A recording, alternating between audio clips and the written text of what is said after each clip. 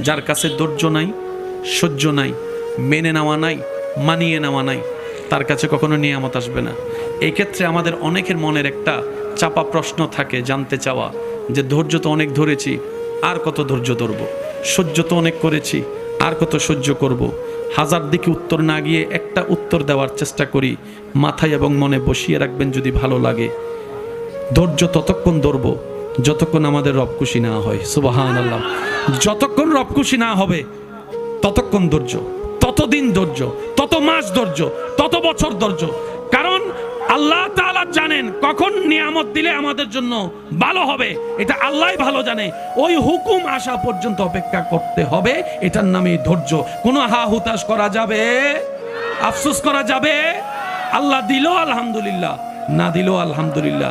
সুখ আপনাকে খুঁজতে হবে না, দেখবেন সুখ আপনার ঘরে নিজে থেকে চলে আসবে। বলেন সুবহান।